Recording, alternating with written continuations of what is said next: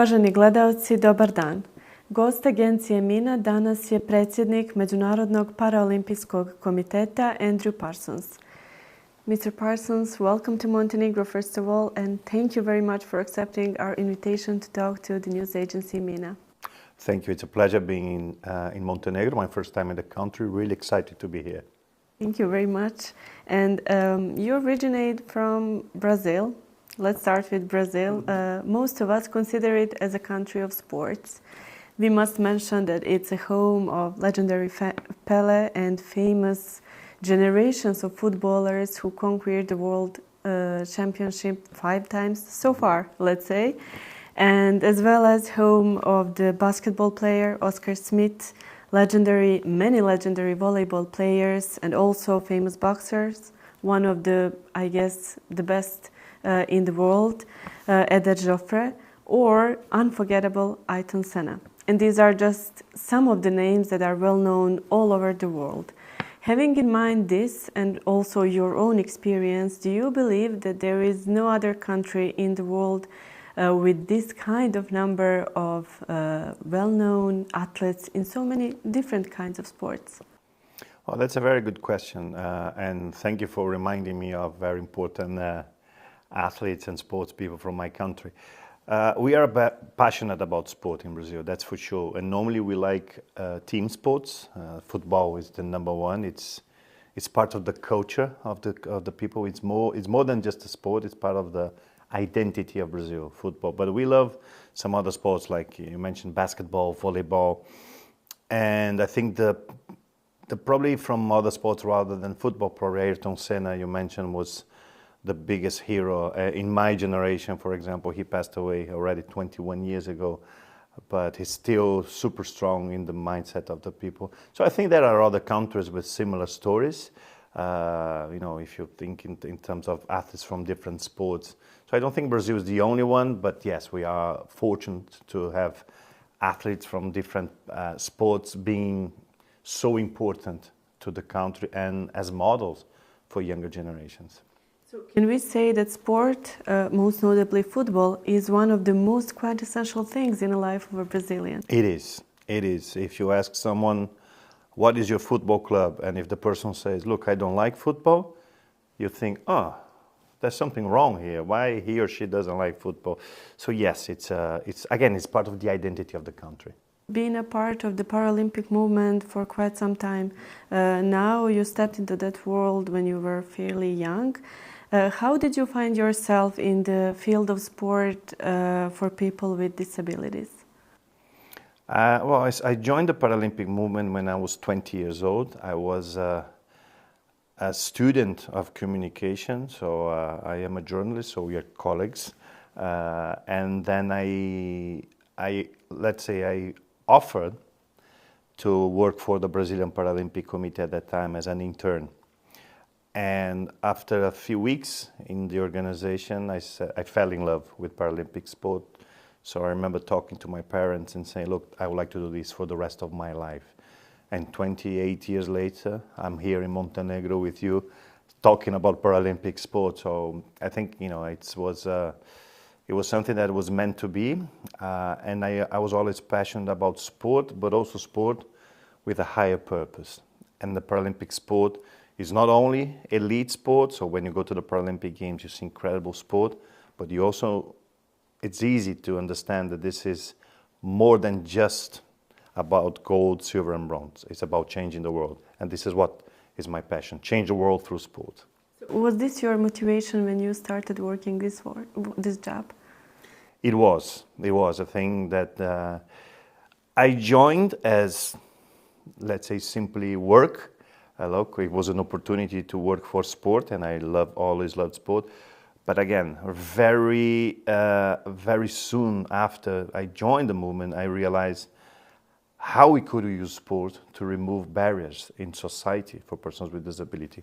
Not only for athletes with disability, not only for Paralympians, but persons with a disability in general using sport. So that's what made me stay in the Paralympic movement basically all of my life.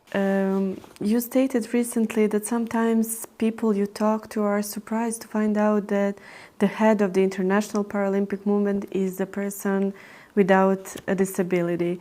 How do you rate the status of the Paralympic sport and the overall position of the people with disabilities? Can we see the improvement day by day? I think we can, and I think the Paralympic movement has an important role to play in that. When we had the Paralympics in France last year, through television, we reached more than 4 billion people worldwide, showing to them that, first of all, persons with disability can do whatever they want if we remove the barriers. So this is what we do in the Paralympic movement. We create the conditions for athletes with disability to excel, to do amazing things, and to surprise and inspire the world. So when you reach then 4 billion people with that, it's a powerful movement for change. So this is what we try to do, and we have been seeing the growth of that over the years when it comes to the Paralympic Games. Of course, we still have a long way to go when it comes to changing societies in general. So opening more opportunities for persons with disability outside sport, in employment, in education, in the societies, for them to be active citizens. So we see the growth, we see the strength of the Paralympic movement, but we still have a long way to go when it comes to change the world through sport. Yeah, but we can conclude that Paralympic sports have a huge effect on the visibility of the persons with disabilities in general, right? That's the main thing. It's visibility, because 1 in every 7 human beings has a disability. 15% of the global population has a disability. So if you ask people, the first question is, okay, where are they? We cannot see them. It's because sometimes, or most of the times, they are at home, because society doesn't give them the opportunities, or sometimes it's the family who protects them too much. So we need to convince society, we need to convince the families, and also create the conditions. It's not only about convincing people, it's about creating the conditions for persons with disability to be citizens. So again, employment is a very important thing. Practicing sport, education, creating the conditions for persons with disability to be entrepreneurs if they want to have a business, or to work for someone, or being a good person, a good father, a good mother, a good friend, a good professional, a good citizen. So this is what we believe sport, that's why we say change starts with sport, because sport creates this first understanding and to change the mindset, but then we need to follow up with society and governments and create the conditions. You mentioned before the Paralympic Games in Paris. Do you think that the Paralympic Games in Paris, with the level of organization, the overall look of the arenas, number of visitors, have set the seriously high standard and task for future hosts of the Paralympic Games? I have no doubt. I said that during the closing ceremony. I said, Paris, you've raised the bar for the next organizers, and we don't want to go back.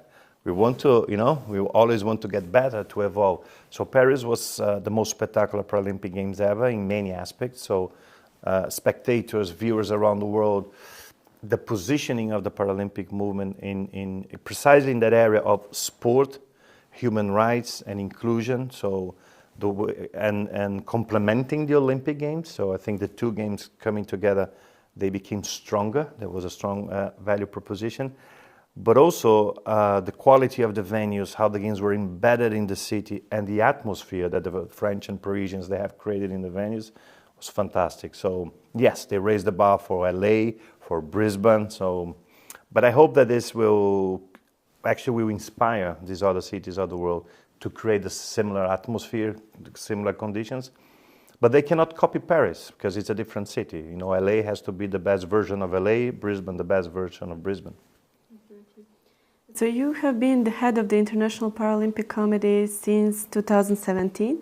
Prior to that, you were the chairman of the Brazilian Paralympic Committee from 2009 to 2017 and the president of the Paralympic Committee of the Americas since 2005 to 2009, right? So new elections are upon us. Will you run as a candidate again? Well, I'm thinking about it.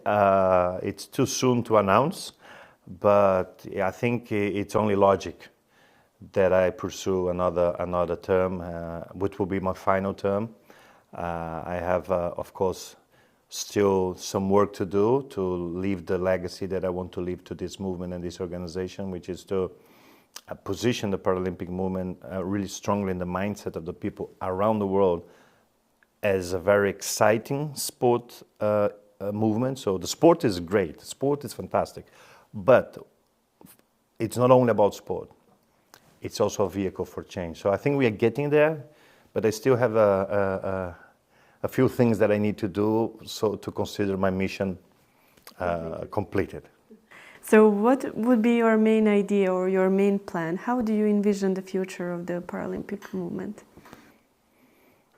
I think the future of sport in general is an intersection between entertainment and purpose.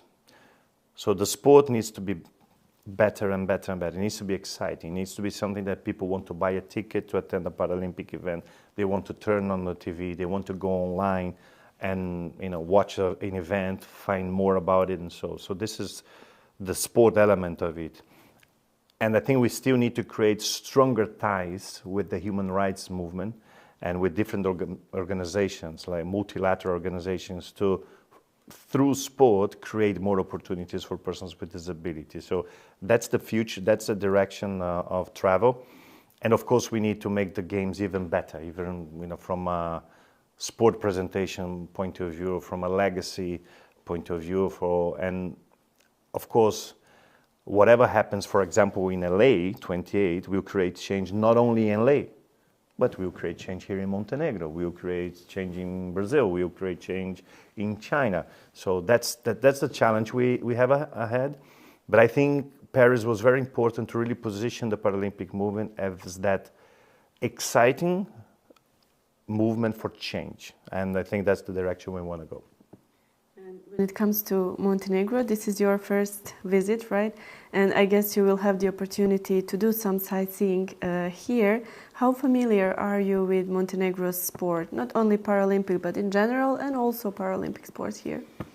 Well, I would say I'm quite familiar, especially with the Paralympic sport. I know President Igor Tomic for many years now, and we have been following what the Paralympic movement is doing here, especially in terms of development, participation at the games.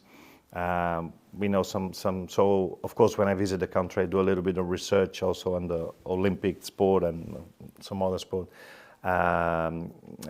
activities and leagues in the country. So I know a little bit about it. I cannot consider myself an expert, of course, but this is one of the reasons I visit the countries, is to learn.